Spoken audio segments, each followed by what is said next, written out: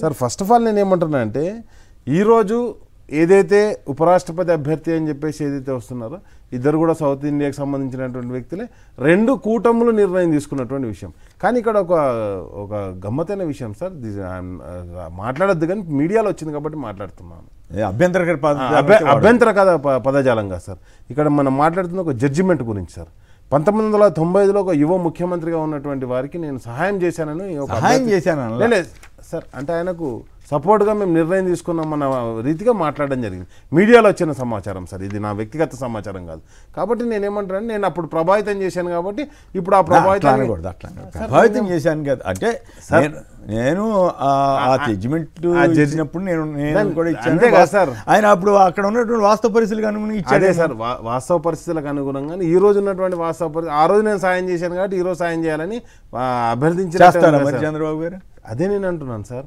అంటే ఆ రోజుల్లో నేను ప్రభావితం చేశాను కాబట్టి ఈ రోజులో ఆ ప్రభావం నాకు యూజ్ అవుతుందేమో అని చెప్పేసి ఆశపడడంలో అది కంప్లీట్గా అంటే జడ్జిమెంట్లోనే ప్రభావితం చేసే విధమైనటువంటి మాటలుగా ఉన్నాయి. కాబట్టి దాన్ని కూడా మనం ఒకసారి ఆలోచించాలి సార్. నెంబర్ 1. నెంబర్ 2 వచ్చేసి నేను ఏమంటున్నా అంటే ఈరోజు అంటే ఒకటి ఏ పార్టీని సంప్రదించకుండా అభ్యర్థిని ప్రకటించేసి ఇప్పుడు సరే ఎన్డీఏ కూటమి కావచ్చు, ఇండియా కూటమి కావచ్చు, ఈ రెండు అంటే యూపీఏ అనేవాళ్ళం మనం. ఈ రెండు కూటములు ఇండియా కూటమి ఉన్నప్పుడు ఆ రెండు కూటములు అభ్యర్థిని ప్రకటించినప్పుడు మాకు బలం ఉందని ఎన్డీఏ కూటమి వాళ్ళ అభ్యర్థిని ప్రకటించారు. మరి ఇండియా కూటమి ప్రకటించినప్పుడు మిగతా ఏదైతే పార్టీలు ఉన్నాయి, ఇప్పుడు మేము కావచ్చు, లేకపోతే జగన్ గారి పార్టీ కావచ్చు, లేకపోతే డిఎంకే పార్టీ కావచ్చు, అంటే అన్నా డిఎంకే కాదు అన్నా డిఎంకే పార్టీ కావచ్చు. ఇప్పుడు అన్నా డిఎంకే కూడా బీజేపీ నుంచి విడిపోయింది, అక్కడ లేదు.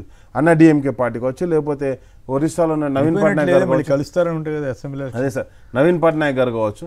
ఇలాంటి అన్ని పార్టీలతోటి ఒకటి కన్సల్ట్ చేయాల్సినటువంటి బాధ్యత ఒకవేళ ఇండియా కూటమి అభ్యర్థిని కాంగ్రెస్ తిట్టిన తర్వాత చిల్లర పార్టీ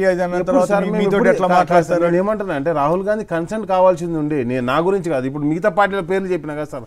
ఇప్పుడు వైఎస్ఆర్సీపీ ఉన్నది, లేకపోతే అన్నా డిఎంకే పార్టీ ఉన్నది, లేకపోతే నాది మన ఏది ఒరిస్సాలో చౌతాలా గారి అంటే మీరేం చేయబోతున్నారు? రేవంత్ రెడ్డి గారు చెప్తున్నారు కదా చాలా స్పష్టంగా, తెలుగు వాడికి మద్దతు ఇవ్వండి అని, తెలంగాణ అందులో తెలంగాణ బిడ్డకి మద్దతు ఇవ్వండి అని అడుగుతున్నారు సార్. నేను ఏమంటున్నా అంటే స్పష్టంగా నిన్న మా కేటీఆర్ గారు చెప్పడం జరిగింది. పార్టీలో ఉన్నటువంటి ఎంపీలు ఎమ్మెల్యేలు మా నాయకత్వం కేసీఆర్ గారు పిలిచి మాట్లాడినప్పుడు తప్పకుండా దాని గురించి ఒక నిర్ణయం తీసుకుంటా అని చెప్పేసి నిన్న స్పష్టంగా చెప్పడం జరిగింది సార్. కానీ ఈరోజు అంటే ప్రధానమైనటువంటి సమస్య మా తెలంగాణలో ఉన్నది యూరియా కొరత సార్.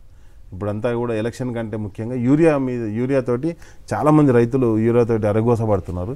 ఇక్కడ సమస్య ఏంటంటే సార్, కేంద్రం ఏమో యూరియా ఇచ్చినా అని చెప్తుంది. నేను రామచంద్రరావు గారు చెప్పినటువంటి ప్రెస్ మీట్లో యూరియా స్పష్టంగా ఇప్పటికీ 7.32 lakhs ఆఫ్ మెట్రిక్ టన్స్ అంటే 7,32,000 లక్షల మెట్రిక్ టన్ల యూరియా ఇక్కడికి వచ్చింది అన్నారు. మరి యూరియా రైతులకు దొరుకుతలేదు. ఇప్పుడు వాళ్ళు అడుగుతుంది ఫస్ట్ మీకు రెండు బత్తాలు. ఉపరాష్ట్రపతి ఎన్నికకి సంబంధం ఏంటి? మోకాలికి బోడిగుండికి లింక్ పెట్టినట్టు సార్. మాకు రైతులు ముఖ్యం సార్. మాకు నేనేమంటానంటే ఈ రోజు మీరు చేయాల్సినే చేయకుండా ప్రతిసారి ఎలక్షన్లే మాట్లాడుకున్నామంటే అంటే ఇప్పుడు కేంద్ర ప్రభుత్వం ఇవ్వాలి యూరియా, కేంద్ర ప్రభుత్వం ఇస్తే అప్పుడు మీరు బీజేపీకి రాధాకృష్ణ సార్కి ఓటేస్తారా?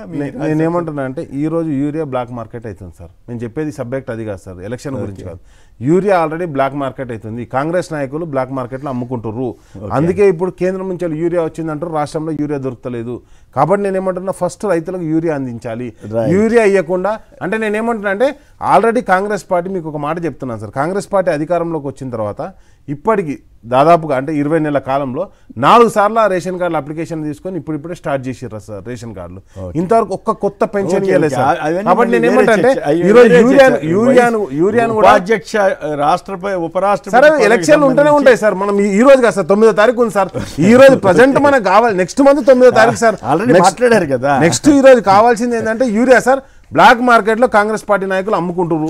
కాబట్టి అట్లా కాదు, ఉపరాష్ట్రపతిగా ఈయన ఎన్నుకుంటే బీసీ రిజర్వేషన్లు కూడా సానుకూలత వస్తుందని రేవంత్ రెడ్డి గారు అంటున్నారు సార్. మీకు ఒక స్పష్టంగా చెప్తున్నాను సార్, ఆయన మాట్లాడితే ఒక తలకాయకు తోకకు మీరు అన్నారు కదా మోకాలకు బోడగుండు ఏదో యూరియా గురించి మాట్లాడిన సార్. యూరియా ఎందుకు మాట్లాడారు సార్? మేము బరాబర్ మాట్లాడతాం. రాష్ట్రపతి ఎలక్షన్లకు మాకు సంబంధం కాదు. కొరత గురించి మాట్లాడదు, కొరత దానికి ఉపరాష్ట్రపతి ఇది కూడా అట్లాగే అంటున్నారు. అది కంప్లీట్ చేసిన తర్వాత నేను సబ్జెక్ట్ తీసుకున్నాను. ఒకటే చెప్తున్నాను సార్. నేనేమంటున్నా అంటే ఉపరాష్ట్రపతి అభ్యర్థి సార్ మేము మీరే అన్నారు మాకున్నాయి 4 ఓట్లు సార్. అవి ఎవరికి వేయాలని పార్టీ నిర్ణయం తీసుకుంటుంది. ఓకే. ఉపరాష్ట్రపతి అభ్యర్థి మేము కాదు, బీసీ రిజర్వేషన్ సంబంధించి సార్ బీసీ రిజర్వేషన్ ఈ దేశాన్ని అత్యధిక కాలం పరిపాలించింది కాంగ్రెస్ పార్టీ సార్.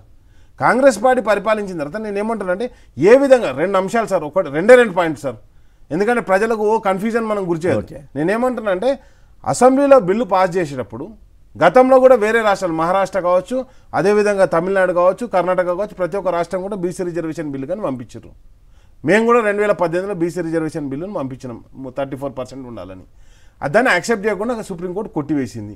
నేనేమంటానంటే ఈరోజు మీరు ఆ సుప్రీంకోర్టు ఇచ్చినటువంటి జడ్జిమెంట్ని ఏమైనా సవరింపు దిశగా చర్యలు ఉపరాష్ట్రపతిలో మీరు ఓటేయండి అప్పుడు మీరు అన్నట్టు బోడగుండు మొఖాలే ఉన్నా సార్.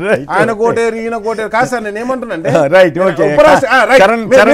అడుగుతాం సార్, ఉపరాష్ట్రపతి బిల్లు మీద సంతకం పెడతారా? సంతకం ఎవరు పెట్టాలి? బిల్లు మీద సంతకం ఎవరు పెట్టారు? ఢిల్లీలో కాంగ్రెస్ పార్టీ నాయకులు మాట్లాడినట్టే మాట్లాడుతున్నారు సార్. ఉపరాష్ట్రపతి ఎలక్షన్ రాగా చంద్రబాబు బయటకు వస్తాడన్నట్టే ఉన్నది సార్. అదే అల్కేలంబ గారు అన్నదే నేను అంటున్నా సార్. కాబట్టి నేను ఏమంటున్నానంటే ఫస్ట్ వన్ సార్. ఇంకోటి నెక్స్ట్ వచ్చేసి చట్టసభలో ఏదైతే పార్లమెంట్లో చట్ట సవరణ ద్వారా ఆ రోజు 1994లో పివి నరసింహారావు గవర్నమెంట్ ఏదైతే చేసిందో, ఏదైతే తమిళనాడు 9th షెడ్యూల్లో చేర్చిందో ఆ విధంగా చేస్తేనే అవుతుంది. ఆ విధంగా కేంద్రం మీద ఏమైనా ఒత్తిడి ఇచ్చిర్రా?